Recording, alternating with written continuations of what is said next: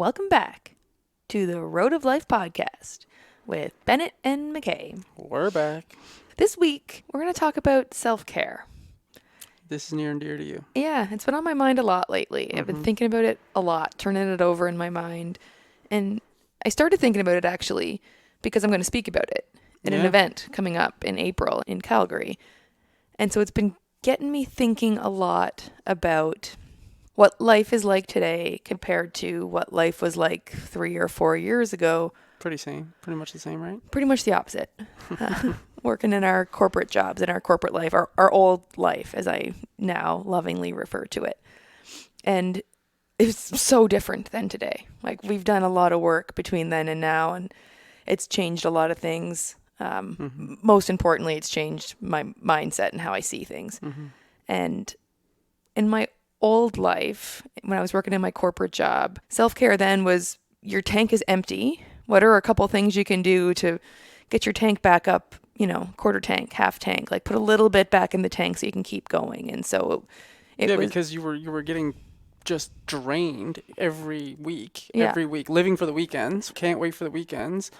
But that's not enough to get you up to full again. Yeah. And so you're constantly drawing down more, replenishing a little, but over time it never gets back to full Never. until you maybe take a vacation and maybe it gets close, and then you go back and within a week it's drained again. It's a good point too, because the vacations were mostly, we tried to do fun things on vacations, obviously, but a lot of that time was not out exploring and enjoying. It was recovering. Like, there was not a lot of rejuvenating. There was a lot of like just recovering from empty tanks on vacations. Or if you took your vacation, you went to visit family or travel, then you had a very specific agenda that you wanted to go and hit all the things, see all the people, do all the things, and that was exhausting. Totally. in its own way, right? Yeah, it's lovely, but also, yes, of course, does it always fill the tank all the way up? Right. And so the self-care then looked a lot like going for a massage, maybe a spa day once or twice a year, maybe getting your nails done, certainly a glass of wine, coming close to the weekends, end of a long day, certainly sleeping in pretty hard on the weekends, and almost shutting off and disconnecting on the weekends as much as possible, escaping. And what I've come to realize is some of the activities that I classified then as self-care I actually walk a pretty fine line between self-care and coping, or self-care and numbing. And so some of those things that, I felt like I'd earned with a tough day or a tough week, like a glass of wine or, the pizza or the whatever it was, certainly the shutting off on the weekend and the, sleeping as long as I could, that was more of a way to escape than it was to fill myself back up and re-energize myself. Because that glass of wine, when you drank it, it didn't make it, like, in the moment would feel good. Of course. But the next day, it didn't recharge you. It didn't refill your tank. No, if anything, it,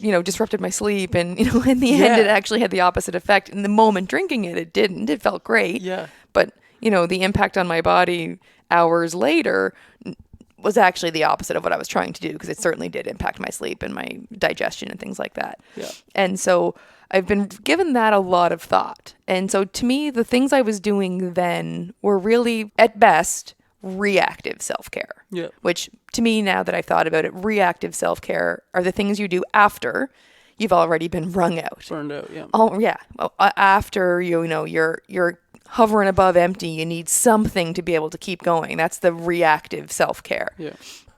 And the more I thought about why I let myself get that way was because I was a massive people pleaser. And it's a work in progress. I'm not awesome at it now, but I'm way better than I was. And I was the person that, when your boss or someone came to you with, do you have capacity to take this on? Yes, ma'am. Of course I do. I always have capacity. And I did have a high capacity for work, for sure.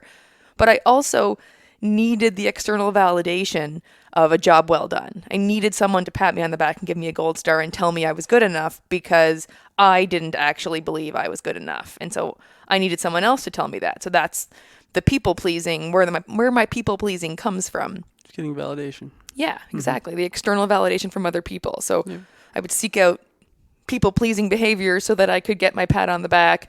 But that led me to not taking care of myself and burning out, because the only thing I knew about were these sort of reactive self-care actions for after I was, wrung out and bled dry.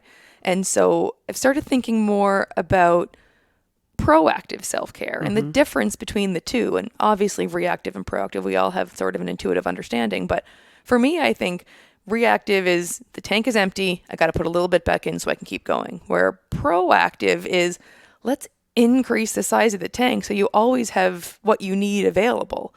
And so the proactive self-care comes into actually like proactively taking care of myself, of my body physically, and of my mind mentally. And so we've made some massive changes in our daily routines and our habits, but also our focus on our health. It's become a significantly higher priority now than it was before. And we always were aware of it, but it wasn't the same level of priority as it is now. I feel like in the last couple of years, it's become our identity.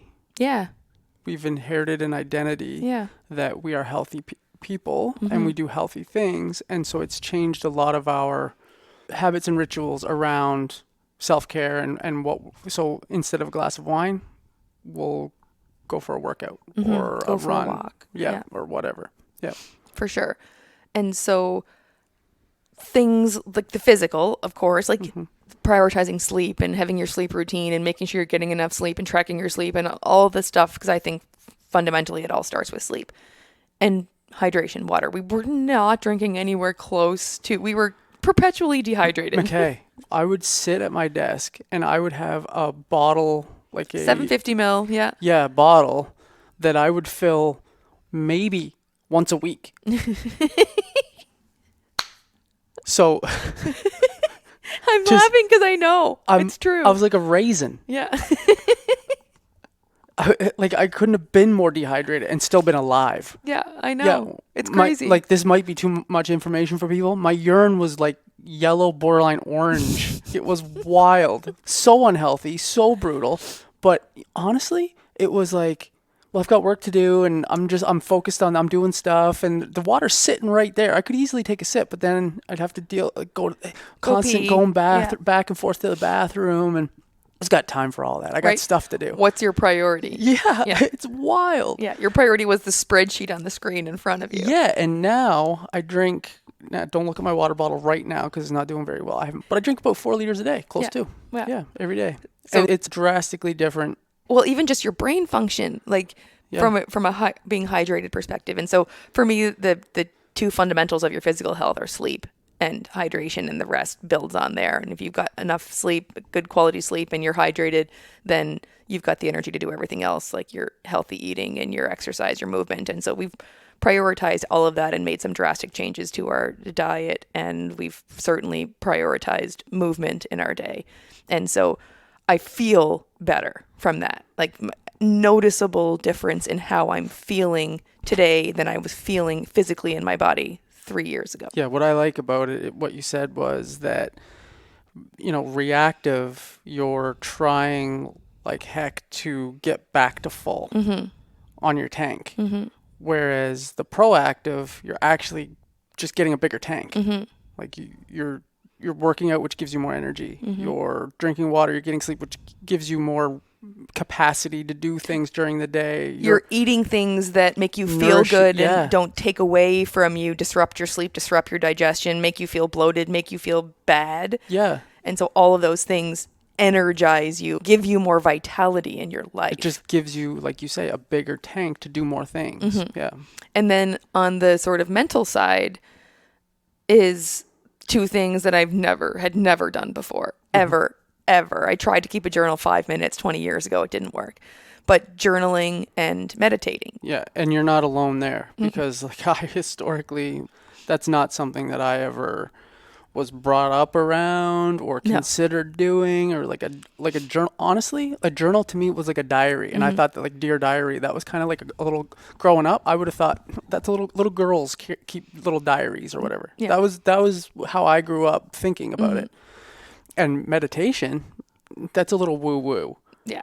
That's for the yogis out. For sure. Yeah, that's for the granola crunchers and tree huggers, and Yeah. like that's not. And it was No. intimidating. Like, I don't know how to meditate. Like, I'm not that kind of a person. Yeah. I didn't associate that with my identity at all. And I was intimidated by it because I didn't know how to do it and I wasn't looking for it. Yeah. But we introduced that and we started with some guided meditations, learned how to meditate on our own, Yeah. and we do it every day now.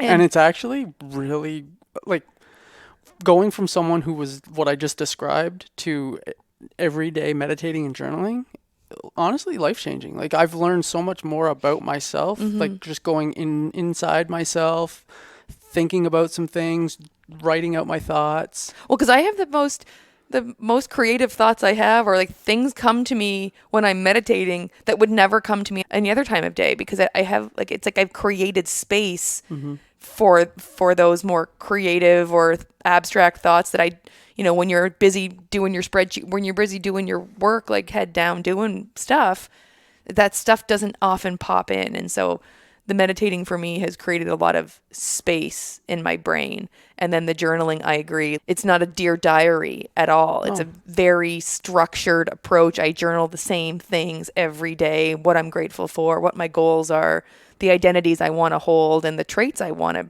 put out, like who I am, my identity. And I journal that every day. And that's how I'm becoming someone that prioritizes their health, that meditates, and all the things that I want to be and want to become. I'm becoming through the journaling. And so I think all of that has been really good for me physically and mentally. But what you said a minute ago around learning more about yourself, I think is the critical piece for self-care, because the ultimate in proactive self-care is boundaries. And as a recovering people pleaser, boundaries were something I was not good at. If you asked me for something, I said yes, like period. And It's definitely something you're still working on. I said recovering, Yeah. like Yeah. it's a work in progress. Yeah, I just want to for sure. like, for like it's it's not like a switch that you can just on and off. Like it's a lot of work. Yeah. Because it was something that you were so used to. It was so part of your identity, Yeah. ingrained in you, that I'm a high performer. I deliver for people. It takes a lot. Yeah. A lot of work to turn that around. And so it does take a lot of work to turn that around. And I think there's two critical elements to being able to define and hold your boundaries. I hadn't heard of it like this until a few weeks ago, a book I was reading. I can't think of the name right now, by the millennial therapist. I'll think about it and I'll say it later. But she talks about your boundaries are the edges of you, which makes sense. Like, what's a boundary? The boundary of a property is the edge of the property. And so the boundaries of you are the edges of you. It's the silhouette of who you know yourself to be. If you don't know who you are, how do you know where your boundary is? How do you know what you will and will not accept? How do you know what you will and will not tolerate? If you don't know who you are, you don't know your values, you don't know your purpose, you don't know yourself, how could you possibly know what your boundaries are? And so I didn't know myself. I didn't. And so I did not know where my boundaries were. So even if I wanted to hold a boundary, I didn't even know where it was because I didn't know who I was. So the meditation and the journaling are critical pieces to knowing yourself so that you can at least define your boundaries. Like, that's step one. What are my boundaries? I need to know where they exist before I can do anything with them. So the journaling, the meditating, you need to be able to identify where your boundaries are. And then the next step is being able to enforce your boundaries, to hold your boundary. And I think you can only hold a boundary if you believe you're worthy of holding a boundary. You have to believe you're good enough as you are to be able to say no to somebody else. Because I couldn't do that before, because I needed you being the general, whoever, my boss, my whoever, my mom, my dad, my friend, Someone outside of you. Someone outside of me to pat me on the back, give me a gold star and tell me I'm good enough, because I didn't believe I was good enough. But once I believe I'm good enough, I don't need you to do that for me anymore. And in fact, anyone doing it for me was never enough. Like, there was never any one person who could say, good for you, you're good enough, and I would feel good enough. Yeah, right? Because truly deep down inside, you didn't believe it. Right. So only I could tell me I was good enough, and I would actually believe it. And so until you believe you're worthy, you're never going to be able to hold your boundaries consistently. And so that also required a lot of work because I didn't, obviously, with all the external validation and people pleasing, didn't believe I was good enough. And so there was a lot of work over the last couple of years to work on my self-worth. And Yeah. it's Both of it's us. totally, it's evolved. Like there was, at the very beginning when we started doing this, and I remember at the very beginning, like, oh, this is so cheesy. Like, Yeah. I know, I already know this, Yeah. but there's a big difference between knowing something Yep. and feeling something. And Yeah. in order to feel it, you have to actually experience it. Yeah. And so the writing "I am enough" on the mirror, I still have the alarm on my phone going off every day that you are enough, I am enough. And the high five, the Mel Robbins high five habit, look yourself in the eyeballs, smile at yourself, and give yourself a high five in the mirror. And so started doing that every day. We don't have "I am enough" written on the mirror anymore. And I remember when we first wrote it, thinking like, I wonder what, like, people are going to think when they're over in the bathroom and see it on the mirror. Like, Part of the issue it was that 100%. we're trying to deal with. Yeah. Totally. But I was like, well, Yeah. you know what? No one ever said anything about it, but people who saw it, I'm sure, Got the benefit of it. got the benefit. Maybe it motivated someone to put it on their mirror. Who knows? Who knows? But it's not written on the mirror in this place we're living now. But every single time I am in the bathroom, look myself in the mirror, I always look myself in the eye, smile at me, tell myself, I love you, I'm proud of you, you can do it, like, and then give myself a high five and keep going. So, I mean, we talked about how much water we drink. I'm in the bathroom a lot. Yeah. And every single time, that's what I do. And so I've done a lot of work on that self-worth so that I can now not only identify my boundaries, but also hold my boundaries. You're doing a great job. Thanks.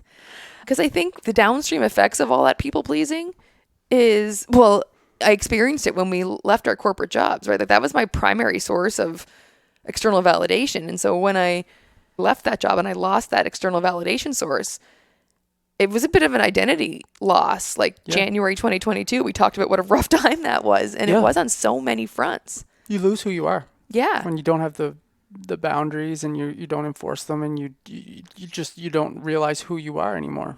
And so how could you ever be happy and fulfilled and living your best life if you don't even know who you are? Totally. And so I think I think all the proactive self-care is important, but ultimately I think it comes down to your boundaries, what you will and you will not accept in your life. And that comes down to knowing yourself and believing you're worthy of saying no to someone else so that you can say yes to yourself. Yeah. So I think the message that we want people to take away today is to really understand who they are and know that they're enough.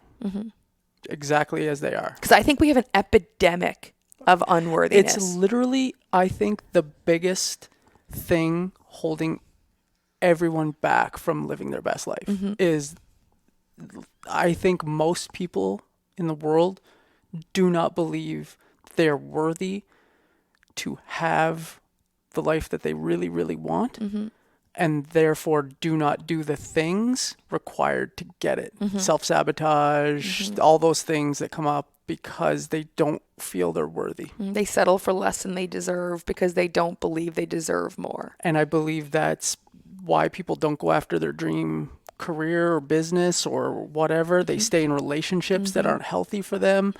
Like, they don't prioritize their physical health because they're not worth it. Exactly. All the things, right? Like all the things that people struggle with, most of it is because they actually don't feel like they're worthy to have anything else. And like, I wouldn't have said that even though that's exactly where I was, I wouldn't have necessarily identified that on the surface 3 or 4 years ago. No. It took a little prompting for like what deep down is holding you back. What is holding you back? What is holding you back? Like really getting pushed. And it was like, I'm not enough. I'm not good enough. And I was like, holy shit, where did that come from? And it's perpetuated in like social media. We there's this comparison. You see what everyone else is like, the best of the best, what people want you to see. And, you compare that and it's like, oh my God, they're doing this and I'm nowhere near that. Oh, I'm not good enough. And it's a cycle. It's a vicious cycle. So yeah, it's an epidemic. And so I just got my Worthy book. Worthy from Jamie Kern Lima. I can't wait to start it. I finished my last book today. So I'm picking that one up tomorrow. Nice. So yeah, I think it's really the message you want people to take away from Yeah. today is to understand that they need to understand who they are. We need to Mm-hmm. understand as people, we need to understand who we are Mm-hmm. and believe that we're worthy of the Mm-hmm. things we want in life. And once you believe that, taking action towards those things becomes easier. Yeah. So, in terms of a couple of homework items to take away, this isn't just listening, there's actually some doing involved.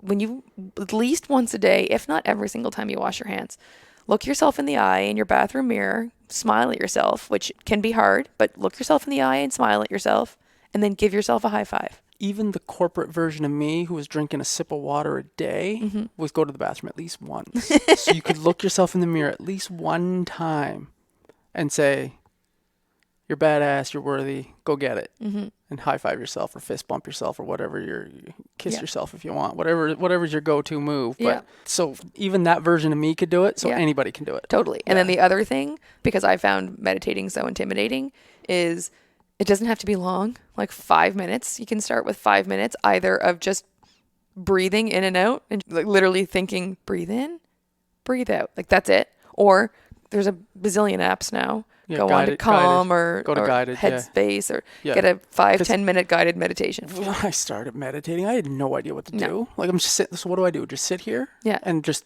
what do I do? Not Try not think? to think? Yeah, totally. What does that mean? Exactly. But the guided meditations were a game changer to For get sure. you just get the muscle going. Yeah. Yeah. So the mirror high five and the guided meditation. The guided meditation, 5, 10 minutes. The mirror high five, like 3 seconds. Yeah. Like it doesn't take a lot of time, but it No. makes a huge difference. Yeah. So what's the worst that can happen? What's the best that can happen? You might as well give it a go. Might as well give it a go. I think that's it. That's it, McKay? That's all we got on self-care right now. It was amazing. And so if anyone's enjoying anything they're hearing, I invite you over to our Facebook group to join in the conversation over there. We call it Traveling the Road of Life. And so you can give us a search on Facebook and join our group. And if you got anything of value today, we would love it if you'd share this episode with someone you love and subscribe wherever you listen to podcasts. That would be great. Always helping with the almighty algorithm. Yes, please. Or however that works. Anyways, you are worthy. Have a lovely, amazing day. Bye. Road of life, yes, you are.